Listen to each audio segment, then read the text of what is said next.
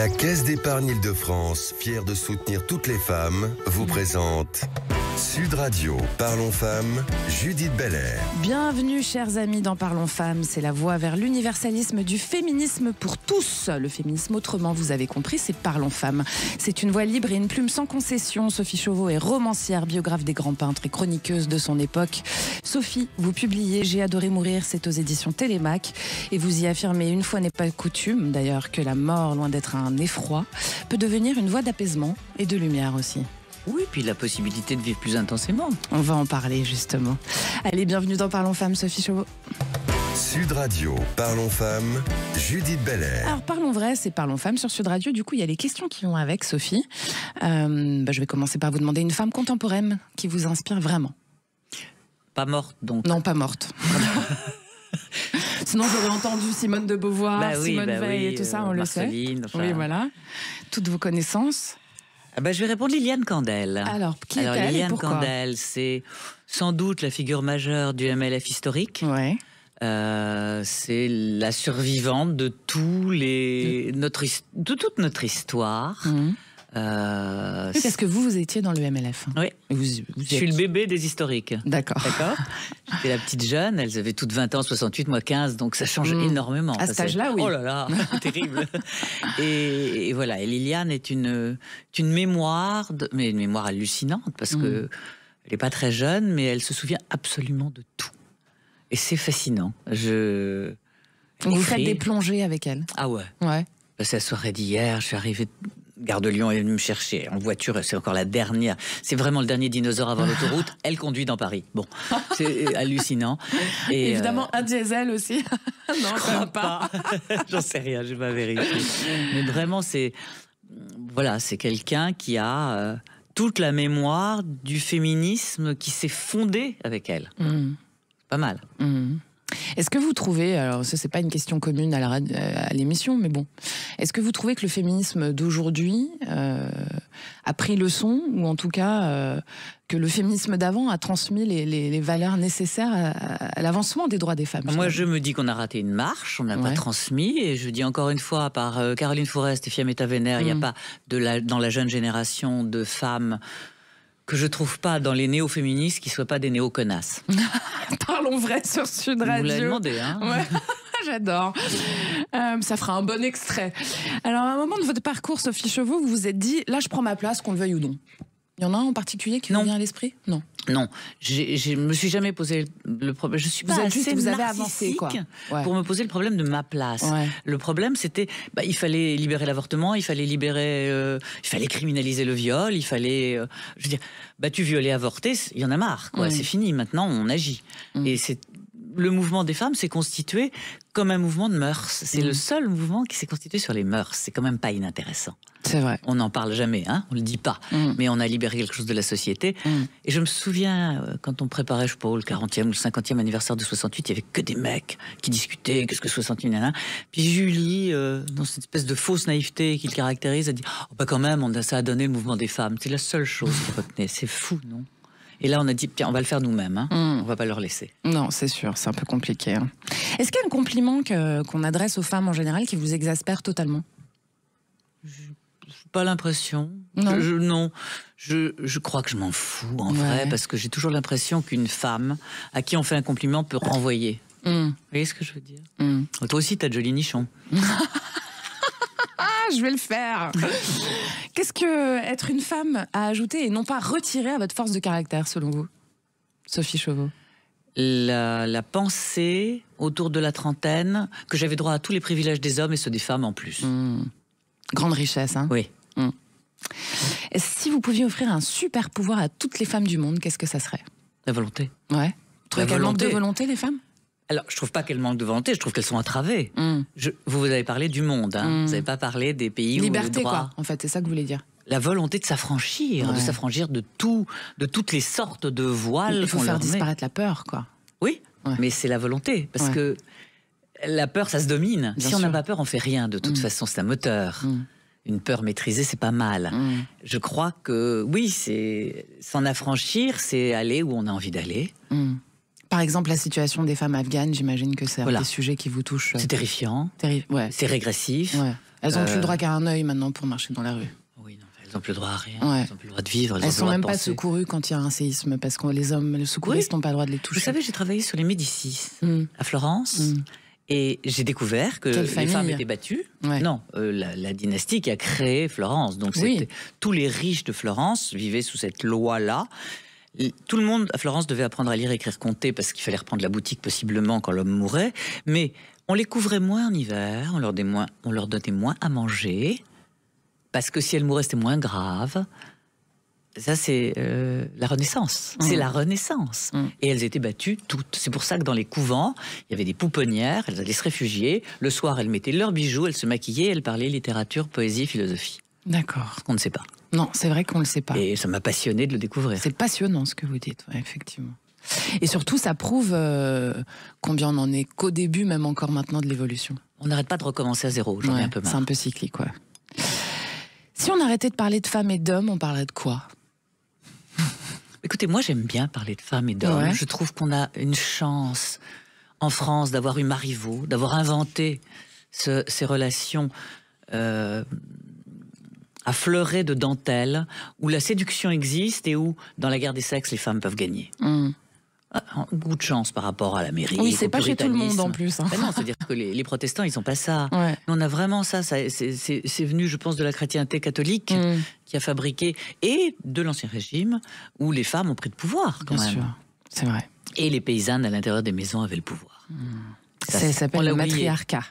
Et on l'a oublié parce que... C'est encore le cas dans plein de maisons, finalement. Oui, mais ça ne se dit pas, ça ne se sait pas, ça ne se pense même pas. Et puis le patriarcat n'a pas très envie de ça. Non. Mais c'est pour ça que finalement le droit des femmes, si on veut qu'il avance, il faut s'allier aux hommes, non ? Parce que bien sûr, le patriarcat nous domine, sinon on n'y arrive pas. J'ai pas d'hostilité envers les hommes. Ouais. Il y a des systèmes quasi mafieux qui enferment les femmes, et je pense aussi les hommes dans une coercition des femmes. C'est ça. Ils n'ont pas choisi. Non, c'est difficile d'annoncer. Ils n'en ont pas souvent conscience. Ils n'ont pas été élevés comme ça, en tout cas. Sophie Chauveau, vous avez donc écrit « J'ai adoré mourir », édition Télémac. Alors déjà, ce titre...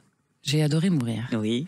C'est un titre peu comme un. Vous savez, commun, c'est comme un. Oui. Voilà. Donc c'est vraiment ça. Bah oui, mais il est venu, le titre est tombé pendant que j'écrivais, parce que tout d'un coup, je me suis dit, c'est peut-être pas si bête de raconter que je suis morte 2 fois, et que j'ai adoré ça, et que, bon... c'est drôle de dire ça. C'est drôle.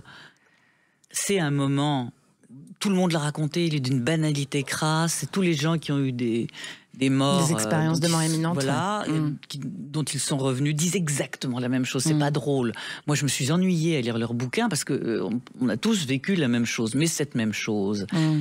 Moi, la première fois que ça m'est arrivé, j'étais une jeune vierge, je ne savais rien des choses sexuelles. Ben non, j'avais 15 ans, c'est vrai. Mais alors la deuxième fois, je sais. Ouais. J'étais plus vieille. C'est un immense orgasme. D'accord. Tout le corps flante dans une béatitude absolue. Et à 15 ans, ça vous est arrivé comme ça aussi? Oui, mais vous n'auriez pas mis les mots dessus, c'est ça? Non, parce que je ne savais pas. Et donc plus tard, quand ça vous est arrivé la deuxième fois? C'était donc ça. Okay. C'est extraordinaire. Ça donne envie de mourir, en fait, votre histoire. Ça ne fait plus peur de mourir.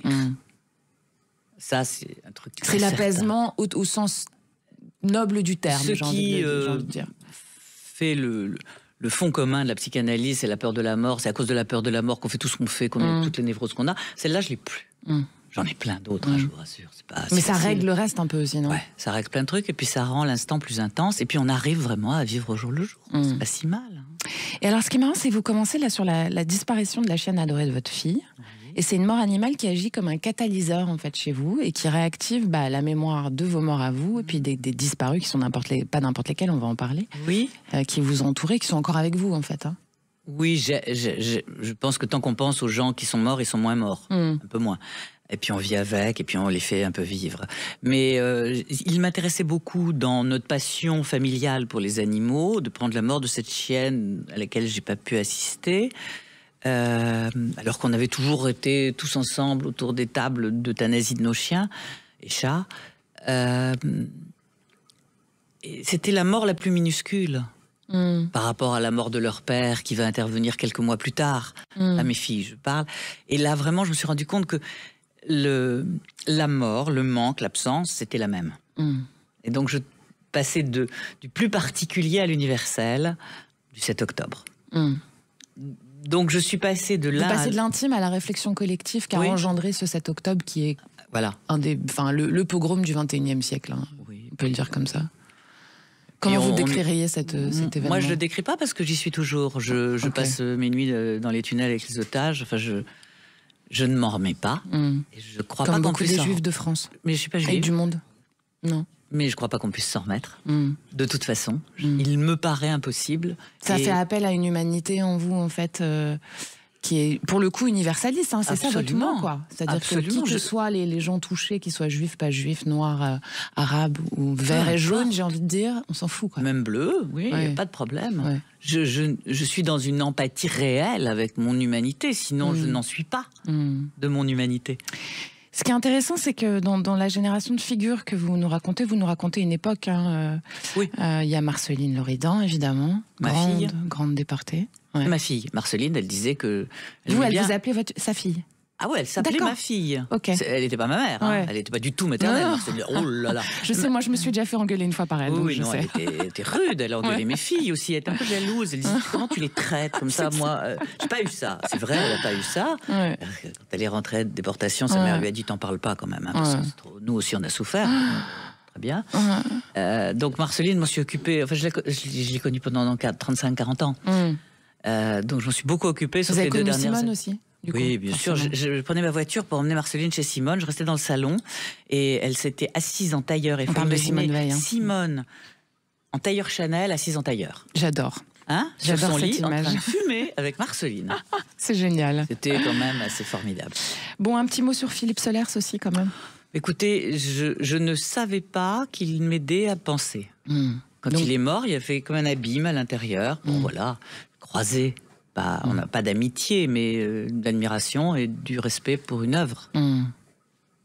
C'est pas n'importe quelle personnalité, c'est un cortège de personnalités qui ont façonné votre parcours et notre mémoire à nous, collective, en fait. Hein, mais je ne le savais pas, parce que je ne les ai pas tous connus célèbres. Ils n'étaient pas forcément très connus quand je les ai rencontrés. Donc, je suis vieille, c'est l'avantage. J'ai eu cette chance de pouvoir être sur un pied d'égalité. Ouais. C'est intéressant et passionnant tout cela. On est bien sur Sud Radio. Merci de nous avoir choisis. On est bien avec vous d'ailleurs.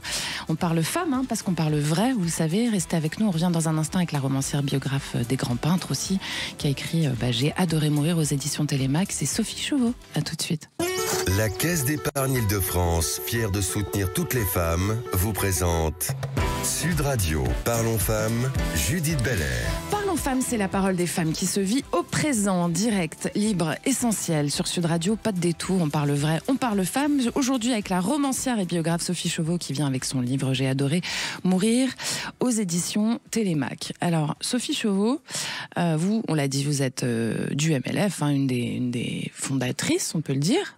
Comme ça. La petite dernière. La petite dernière, mais bon, quand même, vous êtes là depuis le départ. Et votre parcours littéraire, il est aussi jalonné par des engagements pour la place des femmes.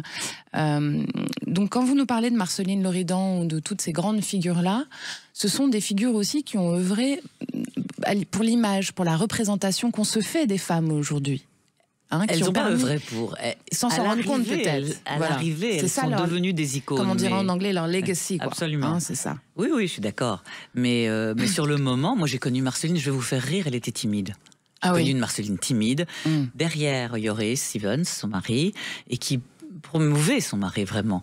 Et elle s'en est émancipée après sa mort, et quand elle a fait le montage de l'Histoire de Vent, et qu'elle a enfin pu tourner son film, pendant 16 ans, elle l'a porté, son film. 16 ans. J'ai lu je ne sais pas combien de versions successives avant La petite prairie au boulot. Donc, c'était quelqu'un qui avançait doucement. Et puis tout d'un coup, explosé, et elle s'est vengée. C'est une vraie vengeance. Mais finalement, les gens dont vous nous parlez sont des gens qui sont des grands esprits libres. On a l'impression qu'il y en a moins aujourd'hui, en tout cas qui sont moins libres, les grands esprits. J'ai le sentiment, vous savez, des personnalités comme, par exemple, je pense, ça me traverse comme ça, Joseph Kessel, Henry Miller, Maurice Clavel, qui faisait partie de ces espèces. Picasso, sur qui j'ai écrit aussi. C'était une grande figure morale importante aussi. Oui, je trouve. Et ces gens-là, c'était des hommes-mondes. Ils touchaient à tout. La résistance, il a fait autre chose. Ils n'avaient jamais arrêté d'avancer. Ils se regardaient pas vivre, ils se regardaient pas parler, ils s'écoutaient pas sans arrêt. Ils avaient absolument pas ce narcissisme-là. Ils savaient pas ce qu'ils apportaient. Mais ça, c'est très propre au XXIe siècle, hein, ce narcissisme aigu. Ah ouais, mais c'est fatigant. Ouais. Moi, j'en ai marre. Bon, écoute, on est deux. Bon, on peut dire 2 mots sur Honoré aussi, quand même, qui était Honoré, un dessinateur, qui a été un des... Alors, c'est celui dont on parle jamais dans les dessinateurs de Charlie. Ouais. Moi, j'étais rédactrice en chef de La Gueule Ouverte en 80, donc j'avais tous les trucs de Charlie qui tombaient, ou d'Harakiri, même, je sais plus. Et Cavana qui me disait, je t'envoie des dessins. Alors, les dessins, on choisissait ensemble, et c'était, je les ai tous connus, c'était des potes. J'ai déjeuné avec eux 40 ans de ma vie, et puis un jour, j'étais à une émission de radio quand j'ai appris que il tirait pendant qu'ils étaient en train de tirer. Donc après, j'ai appelé tous les copains, les autres dessinateurs, les rares survivants, parce qu'il n'y en a plus beaucoup, qui m'ont crié dessus. Mais bien sûr, il est mort, Honoré. Après avoir essayé d'appeler sa fille, d'appeler lui. Enfin, c'était... Voilà, j'étais... Il y a un état de sidération. On n'y croit pas sur le coup. J'ai envie de dire un truc atroce, mais de Charlie au 7 octobre, la boucle est bouclée, j'ai l'impression. Quand est-ce qu'on va se réveiller ? Quand est-ce que ça va s'arrêter ? Mais peut-être qu'il faut qu'on se réveille pour que ça s'arrête, non ? Oui, mais alors, il faudrait que tout le monde se réveille. C'est et pour l'instant, on est très très peu nombreux à se réveiller. On se compte. Hein. C'est ceux du 7 octobre. Ils sont 100 au Trocadéro une fois par semaine. C'est pas beaucoup. Alors racontez-nous, justement, on va repartir sur votre bouquin quand même, que je rappelle, J'ai adoré mourir, c'est sorti aux éditions Télémac. Dans la mort, pour vous, c'est pas un effroi, c'est donc une voie d'apaisement, c'est presque une voie de lumière, et vous sombrez pas dans la nostalgie, en fait, dans votre bouquin. Vous trouvez dans ces évocations de ces disparus, il y a une espèce de joie presque paradoxale, en fait. Idéalement, mon sujet, au départ, c'était la mort et la joie, la mort et l'éros. Quand on est jeune, il y a de l'éros à côté de la mort. Dans les maisons où quelqu'un meurt, il y a toujours un couple qui va faire l'amour dans un coin. C'est un truc qui se passe. La mort, ça fabrique comme ça des émotions fortes. Ça fabrique la vie, quoi. Et ça fait de la vie, absolument.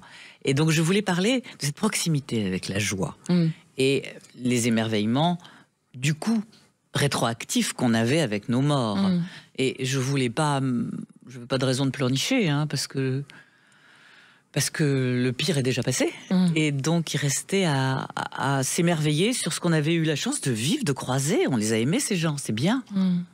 Et donc, la mort, c'est une vérité essentielle. Mais pourquoi ? Qu'est-ce qu'il y a d'essentiel dans la mort, pour vous ? Je vais vous dire un truc. Imaginez que ça s'arrête jamais, la vie. Ouais, ça devient très chiant. C'est sûr. Voilà, ça, c'est uniquement ce raisonnement-là qui m'a... Et puis aussi, quand il y a 30, 40 ans, je sais plus, j'ai fait une dépression, ce qui m'a permis d'y mettre fin, c'est de me dire, j'ai qu'à mettre fin à mes jours. J'avais écrit, je me souviens, je voudrais me laisser mourir comme on se laisse vivre. Oui, mais me laisser mourir, pas attenter à ma vie. Ça, j'en étais pas capable. Finalement, ce qui est intéressant, c'est que c'est pas qu'un livre où vous nous racontez les disparus, c'est aussi une chronique des 5 années. Sur les 5 années, des gens sont morts, des gens ont vécu des choses, il s'est passé des choses, et j'en tiens la chronique traversée par le passé. C'est-à-dire qu'à un moment donné, je lis le livre de Michael Prazan et je me dis merde, on a failli faire les mêmes conneries avec Carlos, Action Directe et les autres. Ah ouais, on a vécu des trucs bizarres, quoi. Et alors, dans votre écriture, il n'y a pas de concession, c'est une écriture directe, vous touchez au cœur, et puis il n'y a pas de détour et de faux semblants, quoi. Vous parlez comme vous êtes, vous écrivez comme vous êtes aussi. J'essaye de parler comme j'écris ou d'écrire comme je parle. D'accord. Mais je travaille beaucoup pour que la langue ait une certaine musique. Ah, bien sûr, c'est une langue châtiée, mais il y a ça touche au but, quoi. C'est ça l'idée. Vous savez, quand on donne un conseil à des gens qui veulent écrire, on dit, tu veux dire quoi ? Je veux dire ça, écris-le immédiatement. Cette phrase-là qu'il faut dire, pas une autre. On cherche pas de détour. Et c'est comme ça qu'on écrit, je crois. Quand il y a trop de fioritures et de détours, ça veut dire qu'on perd l'essentiel. Ça veut dire qu'on n'a pas l'essentiel. On n'a pas l'essentiel. Intéressant.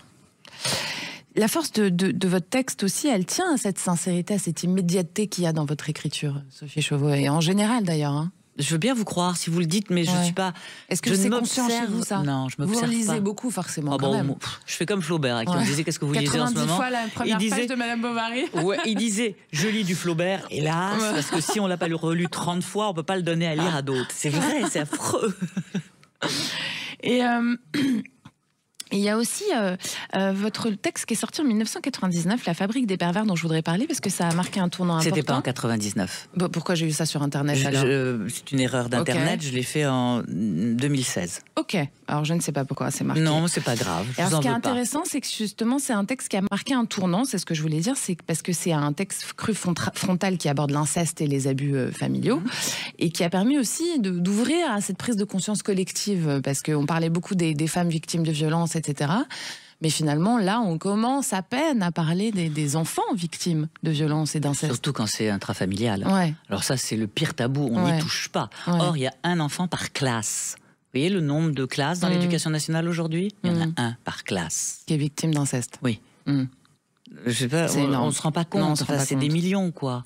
Et ces gens, et je le sais, ont une psyché perturbée à vie. Ah bah ça c'est sûr. Ouais. Hein, et malgré le travail et les années d'analyse, c'est profond. Et après la perte de confiance dans les adultes, et après on voit ces gamins. Mais comment ça se fait qu'on invisibilise tout ça ? Parce que c'est mieux de mettre la poussière sous le tapis, vous pensez ? Ou que parce que toutes les familles sont touchées, toutes les classes sociales sont touchées. Ouais, c'est trop énorme, quoi. Bah oui. C'est pas des enfants de ministres. Si on prenait à bras le corps et que peut-être que ça changerait quelque chose. Ça à bras le corps. Bah, je sais pas. Voilà, c'est ça la question. La réponse, c'est qu'on ne sait pas. Il y a des associations, il y a des organisations. Alors en plus, les associations se coordonnent pas. En plus, elles sont. Mais ça, c'est vrai sur le droit des femmes aussi. Hein. Mais c'est terrifiant, terrifiant. C'est microscopique en jeu de pouvoir qui fait qu'elles se rentrent dedans. C'est absurde. On n'a que même une seule cause à défendre. Et donc finalement, ça a quand même permis de lever le voile, et ça bouge un peu en ce moment finalement. Ça a déclenché 2-3 trucs, ça a déclenché quelques textes importants, ça a déclenché aussi. Moi, il y a eu Betaram entre-temps, etc. On peut en parler, parce qu'on a un Premier ministre qui vient de se faire harakiri, on peut le dire. Oui, je pense qu'il est tombé là-dessus, d'une certaine façon. C'est ça, non ? Sauf que c'est pas de l'inceste, c'est de la violence sur les enfants. C'est de l'emprise, c'est de l'abus de pouvoir d'adultes sur les enfants. Moi, j'avais été très frappée. Il y a des violences sexuelles aussi, on peut le dire. Hein, oui, des violences sexuelles, mais pas incestueuses. C'est-à-dire, c'est pas les le parents, père sur la petite fille ou le petit garçon. C'est le prêtre, le confesseur. Le père, mon père. Hein. Oui. Oui, c'était difficile. C'était Christiane Rochefort qui avait écrit le plus beau roman qui existe sur l'inceste, qui s'appelait La Porte du Fond, et qui a tout dit. Mais alors, vraiment, c'est exceptionnel ce qu'elle a écrit. Et c'était une amie, et bien sûr, c'était une des fondatrices du MLF, Christiane, qui est dans un purgatoire que je ne m'explique pas, que je ne comprends pas, parce que dès que vous en lisez un fragment à une gamine, elle prend le bouquin, elle part chez elle. C'est réussi. Je comprends pas. Mais quand on dit trop la vérité, vous savez. Parlons vrai sur Sud Radio, tiens. Votre écriture, c'est un outil de dévoilement, du coup, aussi. Sophie Chauveau. Mais toute écriture, toute peinture, normalement, si on... L'art, c'est de la résistance, quoi. Oui, puis il y a de l'inconscient. On est mu d'abord par quelque chose d'inconscient qui fait qu'on y va, et après, on peaufine avec un pinceau ou avec une plume. Mais c'est comme quand vous écrivez sur les grands peintres, quoi. Oui. Parce que vous avez écrit sur Botticelli, sur Vinci, Picasso, sur Fragonard. Et c'est pareil, en fait, quand vous saisissez du stylo, c'est pour leur rendre leur pinceau. La langue doit aller fouiller. Et bon, elle fouille là où on ne sait pas. Et on ne sait pas où on va quand on y va. Et l'idée, c'est de raconter autre chose aussi. Autrement. C'est une autre fenêtre sur le monde. C'est une manière de se mettre à la bonne distance. Et la bonne distance, c'est jamais la même pour tous les objets différents. Bien sûr. Donc, cet ajustement-là que fait le peintre quand il prend comme ça un croquis, nous faisons tout le temps la même chose. Vous faites ça. Prenez mon livre, vous regardez, vous avez votre point de vue. Juste en interview à vous, surtout. C'est l'idée. Oui, mais c'est votre point de vue. Oui. De lectrice, bien sûr. Bien sûr. Et finalement, par exemple, quand vous écrivez sur un mec comme Picasso, alors que vous avez été une des fondatrices du MLF... Je ne savais pas, en Est-ce commençant... que vous êtes torturée ou pas? J'ai fini ce bouquin schizophrène. Parce que dans le genre, le mec qui a une emprise sur les femmes... C'est moi qui l'ai dévoilé aussi. C'était avant MeToo. Je suis tombée, mais moi, j'ai une passion pour l'œuvre de Picasso. C'est exceptionnel, il n'y a pas le XXe siècle en peinture sans Picasso. Enfin, c'est très... Et ce type est une ordure. Une ordure totale. Mais je l'ai découvert, avec je l'ai ses écrit, femmes, ses enfants, enfin ses tout, amis, quoi. Même avec ses amis. Il est dégueulasse. Bon, est-ce que c'est pas l'apanage des grands génies? Non. Non. Il y a des types formidables. J'ai travaillé sur Vinci. C'était Léonard de Vinci. Léonard de Vinci, ok. Il y en a un. Ok. Kessel, qui était un type très très bien. Et au Kessel. XXIe siècle, il y en a des génies sympas? Pas encore, on va attendre un peu. On est tout au début, ça va. Merci d'être venue par ici, Merci. Sophie Chauveau. Je rappelle votre livre J'ai adoré mourir aux éditions Télémac, je le recommande. Puis c'est très éclairant d'ailleurs aussi pour les jeunes féministes qui veulent s'engager, d'avoir quelques informations sur les racines. Sur d'où elles viennent. Voilà. Il faut se cultiver un peu dans la vie. Merci beaucoup. Allez, la saison de 3 de Parlons Femmes, si vous le savez, c'est tous les samedis à 13h30. C'est aussi en replay, pour rien ne manquer de nos échanges sans filtre. On se retrouve demain à 19h pour C'est excellent. Merci à Julien qui réalise pour vous aujourd'hui. Bisous, bisous.